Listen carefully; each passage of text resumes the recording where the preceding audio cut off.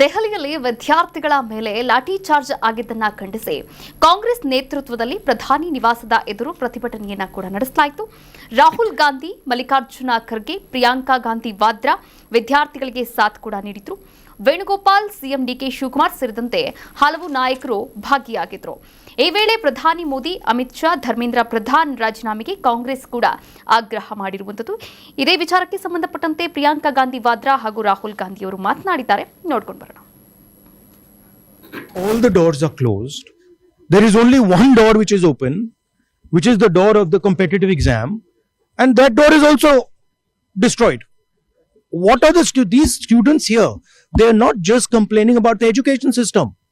They are complaining about their future. They are saying that in this country today, because of Mr. Adani and Ambani, because of the RSS complete takeover of the education system, because of the pracharaks becoming vice chancellors of universities, we have no future. That's what they're saying. This is not just about education. This is about the future of young people. They watch, they look at Mr. Ambani's wedding and they watch 1,000 crores being spent over there, and they have no money to open a business if they want. They have no future. That is what this is about. This is much bigger than simply education. This is the students of this country saying, in India, सरकार और party अगर युवाओं के साथ है, क्या बच्चियों के कपड़े फाड़ने के लिए, क्या बच्चों को लाठी मारने के लिए, क्या युवकों को दबाने के लिए और उनको आंसू बहाने के लिए लगाए आप, और सुरक्षित रखने के लिए बोल रहे? अरे आपको दूसरों को टॉन्ट मारने के बजाय ವಿಪಕ್ಷವಾಗಿ ಕಾಂಗ್ರೆಸ್ ನಾಯಕರು ಏನ್ ಮಾಡಬೇಕು, ಪ್ರತಿಭಟನೆ ಮಾಡಬೇಕು, ಅದನ್ನ ಮಾಡಿದ್ದಾರೆ. ವಿದ್ಯಾರ್ಥಿಗಳಿಗೆ ಸಾಥ್ ಕೂಡ ಕೊಟ್ಟಿದ್ದಾರೆ ಸರ್. ಆದರೆ ಪ್ರಮುಖವಾಗಿ ಇಲ್ಲಿ ವಿದ್ಯಾರ್ಥಿಗಳ ಮೇಲೆ ಲಾಠಿ ಚಾರ್ಜ್ ಮಾಡಿದ್ದು ಎಷ್ಟು ಸರಿ, ಇದು ಒಂದು ಪ್ರಶ್ನೆ. ಆದ್ರೆ ಇನ್ನು ಸ್ಟೂಡೆಂಟ್ಸ್ ಕೇಳ್ತಾ ಇರೋದೇನು, ಪರೀಕ್ಷೆಯಲ್ಲಿ ಟ್ರಾನ್ಸ್ಪರೆನ್ಸಿ ಕೇಳ್ತಾ ಇದ್ದಾರೆ. ಇದು ತಪ್ಪಾ? ಇದರಲ್ಲಿ ಏನಿದೆ ತಪ್ಪು? ಈಗ ನೀಟ್ ಪರೀಕ್ಷೆಯ ಪ್ರಶ್ನಾಪತ್ರಿಕೆ ಸೋರಿಕೆ ಆದ ದಿನದಿಂದಲೂ ಎಲ್ಲರ ಬೇಡಿಕೆ ಒಂದನೇ, ಪರೀಕ್ಷೆಗಳನ್ನು ಸರಿಯಾದ ಮಾರ್ಗದಲ್ಲಿ ನಡೆಸಿ ಅಂತ. ಪ್ರಶ್ನೆ ಪತ್ರಿಕೆ ಸೋರಿಕೆ ಆದ ತಕ್ಷಣಕ್ಕೆ ಆ ವಿದ್ಯಾರ್ಥಿಗಳ ಭವಿಷ್ಯನೇ ನೀವು ಸುಟ್ಟಂಗೆ ಆಗುತ್ತೆ. ಒಂದು ಲೆಕ್ಕಕ್ಕೆ ಎಷ್ಟೋ ಮಕ್ಕಳು ಈಗ ಮರುಪರೀಕ್ಷೆ ಮಾಡೋದ್ರಲ್ಲ, ಅದಾದ ನಂತರದಲ್ಲಿ ಕಡಿಮೆ ಅಂಕಗಳು ಬಂದುಬಿಟ್ಟು ಅವರ ಭವಿಷ್ಯವನ್ನು ಹಿನ್ನಡೆಗೆ ತಂದಿರೋದು ಏನೋ ಖ್ಯಾತಿ ಇದ್ದರೆ, ಅದು ಕುಖ್ಯಾತಿ ಇದ್ದರೆ ಅದು ಇವರು ಕೇಂದ್ರ ಸರ್ಕಾರಕ್ಕೆ ಸೇರುತ್ತೆ. ಹಾಗಾಗಿ ಧರ್ಮೇಂದ್ರ ಪ್ರಧಾನ್ ಅವರ ರಾಜೀನಾಮೆಗೆ ಒತ್ತಾಯಿಸ್ತಾ ಇರುವಂಥದ್ದು. ಇಲ್ಲಿ ನಿನ್ನೆಯ ಆ ಒಂದು ಈ ಪ್ರತಿಭಟನೆಯ ಧರಣಿಯ ವೇಳೆ ಇವ್ರು ಏನು ಮಾಡಿದ್ದಾರೆ, ಲಾಠಿ ಚಾರ್ಜ್ ಮಾಡೋ ಮೂಲಕ ಆ ಮಕ್ಕಳ ಒಂದು ಹಕ್ಕನ್ನು ಕಿತ್ಕೊಳ್ಳೋಕೆ ಮಾಡಿದ್ದಾರೆ. ಹತ್ತಿಕ್ಕೋ ಪ್ರಯತ್ನ. ಅವರು ಪ್ರಶ್ನೆನೇ ಮಾಡಬಾರ್ದು, ಅವ್ರು ಕೇಳಲೇಬಾರ್ದು. ಶಿಕ್ಷಣದ ಅಡಿಯಲ್ಲಿ ಅವ್ರಿಗೆ ಯಾವ ಹಕ್ಕೂ ಇಲ್ಲ. ವಿದ್ಯಾರ್ಥಿಗಳ ಜೀವನವನ್ನು ಕಸಿದು ಕೂತಾಗಲೂ ಕೂಡ ಅವ್ರು ಪ್ರಶ್ನೆ ಮಾಡಬಾರ್ದು ಅಂತಂದರೆ ಇವರೆಲ್ಲ ಪ್ರಶ್ನಾತೀತ ನಾಯಕರಾಗಿ ಕೂತ್ಕೊಳ್ತಾರೆ. ಒಂದು ನಿಟ್ಟಲ್ಲಿ ಹೇಳಬೇಕು ಅಂತಂದರೆ ನಿನ್ನೆನ ಆ ಲಾಠಿ ಚಾರ್ಜ್ ಏನಿದೆ ಅದು ತುಂಬ ದೊಡ್ಡ ಪ್ರಮಾದ ಅಂತಲೇ ಹೇಳಬೇಕು. ಲಾಠಿ ಚಾರ್ಜ್ ಮಾಡುವಂಥ ವಿಚಾರಕ್ಕೆ ಇವರು ಕೈ ಹಾಕಲೇಬಾರ್ದಾಗಿತ್ತು. ಅದು ಎಷ್ಟೇ ಅತಿರೇಕಕ್ಕೆ ಹೋಗಿದ್ರೂ ಕೂಡ ಒಂದು ಹಂತಕ್ಕೆ ಹತೋಟಿಗೆ ತಗೋಬೇಕಾಗಿರುವ ಪರಿಸ್ಥಿತಿ ನೀವು ನಿರ್ಮಾಣ ಮಾಡಬೇಕಾಗಿತ್ತು. ಯಾಕಂತಂದರೆ ಆ ಸೋನಮ್ ವಾಂಗ್ಚುಕ್ ಆ ಸಂಬಂಧಪಟ್ಟಂಗೆ ನೀವು ಹೆಂಗೆ ನಾಟಕೀಯ ಬೆಳವಣಿಗೆ ಮಾಡಿಕೊಂಡು ಆ ಒಂದು ವ್ಯವಸ್ಥೆ ಮಾಡಿ ಅವರನ್ನು ಉಪವಾಸದಿಂದ ಈಚೆ ತಂದರು, ಅದಾದ ನಂತರದಲ್ಲಿ ಆಗಿರೋ ಬೆಳವಣಿಗೆಗೋಸ್ಕರ ಇಷ್ಟೆಲ್ಲ ಮಾಡ್ತಾ ಇದ್ದೀರಿ. ಯಾರೋ ಈ ಬೆಳವಣಿಗೆ ಲಾಭ ಪಡಿತಾರೆ ಅನ್ನೋದಕ್ಕೋಸ್ಕರ ನೀವು ಲಾಠಿ ಚಾರ್ಜು ಇನ್ನೊಂದು ಮತ್ತೊಂದು ಮಾಡ್ಕೊಂಡು ಕೂತ್ಕೊಂಡು ಏನೋ ದೊಡ್ಡ ಸಾಧನೆಗೈದಂತೆ ವಿದ್ಯಾರ್ಥಿಗಳ ಮೇಲ್ಗಡೆ ಲಾಠಿ ಚಾರ್ಜ್ ಮಾಡಿಬಿಟ್ರೆ ಅವರೆಲ್ಲ ಮತದಾರರು ನೋಡ್ತಾ ಇರ್ತಾರೆ. ಇದು ಒಂದು ಕಡೆ. ಆದರೆ ಈ ರಾಹುಲ್ ಗಾಂಧಿ ಇವತ್ತು ಏನು ಅದು RSS, ಮೋದಿ, ಅದಾನಿ, ಅಂಬಾನಿ ವಿಚಾರ ಏನು ಮಾತಾಡ್ತಾ ಇರೋದೇನು, ಲಾಠಿ ಚಾರ್ಜ್ ಆಗಿದೆ.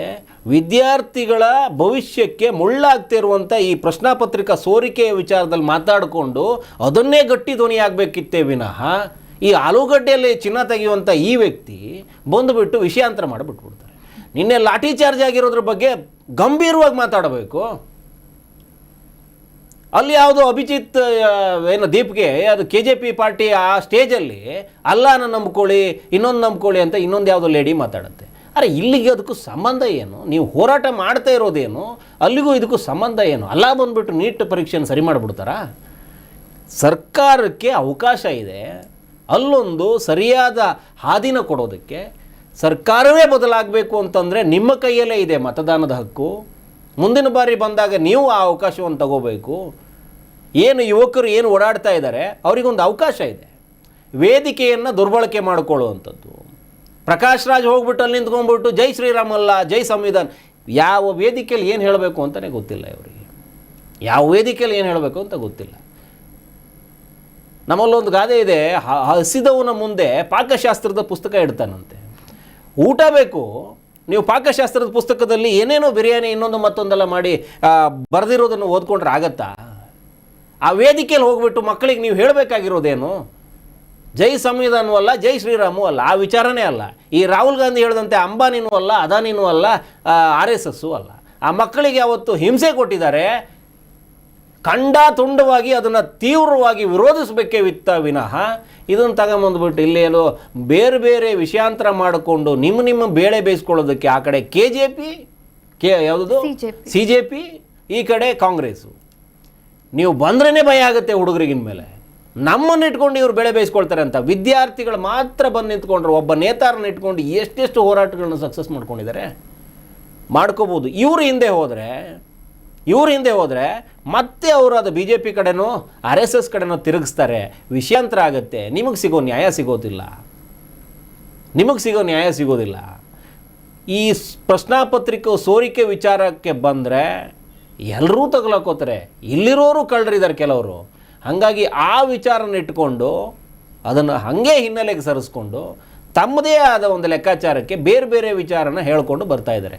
ಲಾಠಿ ಚಾರ್ಜ್ ವಿಚಾರ ತುಂಬ ಗಂಭೀರವಾಗಿ ತಗೋಬೇಕು. ವಿದ್ಯಾರ್ಥಿಗಳು ತಮ್ಮ ಹಕ್ಕನ್ನು ಕೇಳಿದ್ದಾರೆ, ತಮಗಾದ ಅನ್ಯಾಯವನ್ನು ಹೇಳಿದ್ದಾರೆ, ಅದರ ಬಗ್ಗೆ ಪ್ರತಿಭಟಿಸಿದ್ದಾರೆ.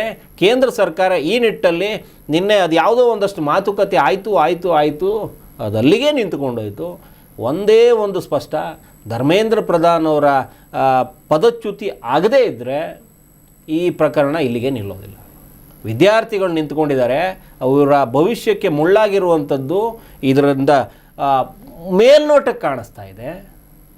ನೀವು ಅಲ್ಲಿ ಅವಕಾಶ ವಂಚಿತರಾಗಿದ್ದೀರಿ, ಆ ವಿದ್ಯಾರ್ಥಿಗಳನ್ನು ಕಿತ್ಕೊಂಡಿದ್ದೀರಿ. ಇದನ್ನೆಲ್ಲ ಆ ವಿದ್ಯಾರ್ಥಿಗಳು ನೋಡಿಕೊಂಡೇ ಇವತ್ತು ಪ್ರತಿಭಟನೆಗೆ ಇಳಿದಿರುವಂಥದ್ದು. ನೀವು ಅವ್ರನ್ನ ಕೆಳಗೆ ಇಳಿಸಲೇಬೇಕು, ಬೇರೆ ಹಾದಿ ಇಲ್ಲ ಅಂತ ಅಂದ್ಕೊಳ್ತೀನಿ. ಇವತ್ತು ವಿರೋಧ ಪಕ್ಷವೂ ಕೂಡ ಅದೇ ನಿಟ್ಟಲ್ಲಿ ಬಂದು ಅವ್ರನ್ನ ಇಳಿಸುವ ಪ್ರಯತ್ನ ಮಾಡಿ. BJP ಕೂಡ ಇದರಿಂದ ಪಾಠ ಕಲಿಬೇಕು.